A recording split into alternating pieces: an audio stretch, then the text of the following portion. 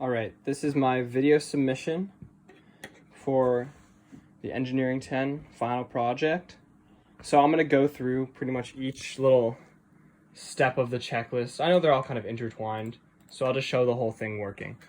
So I begin the program, or just everything kind of starts when you get within 10 centimeters of this ultrasonic sensor.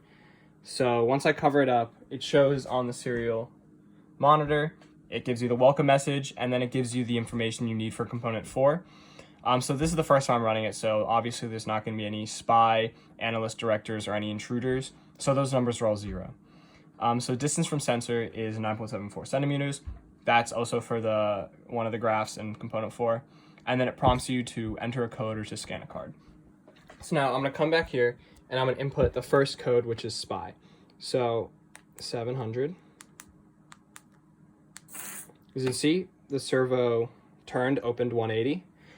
I'm gonna go back to the monitor, and it says welcome spy, and it shows you the code you put in. And then once I come back here, there's a button you can press which closes the door. So I'm just gonna show that happening. The screen then resets, and you wait for the next person to walk up. So now I'm just gonna go through each code just to show that they all work. So I'm gonna cover it up. It prompted me a message. I'm just gonna show this again, because now you can see that there's a 1 next to the spy, because it just shows the counters working, you know. The distance from center changed, and let's put in the next code. So I'm up to analyst right now, so let's do 316. So the servo moved again. On the door, again, gives a different welcome message. And then if I press the button, I'm gonna show this happening now.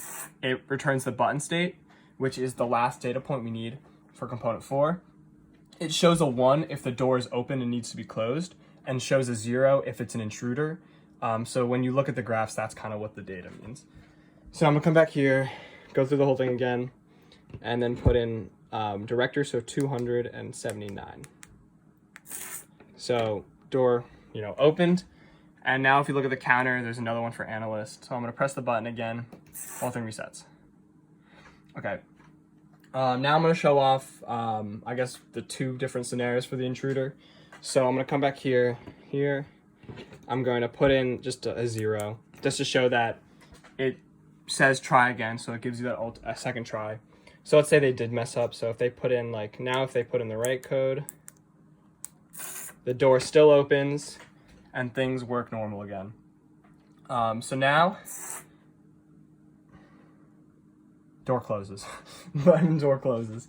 Okay, so now just to show, you see that there's been 1 intruder attempt, which was the mistake, 2 spies, so it has the counter all working.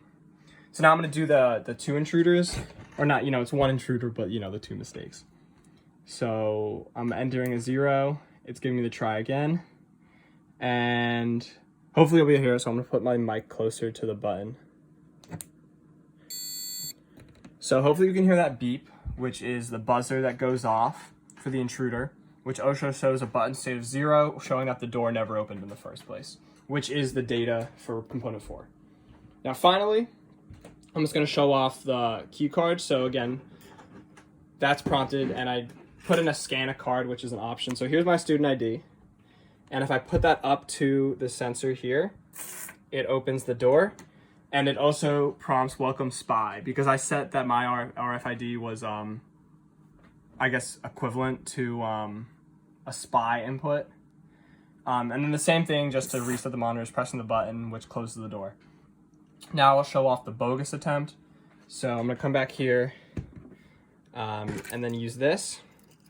So this is going to automatically trigger the buzzer to go off and to show the intruder message.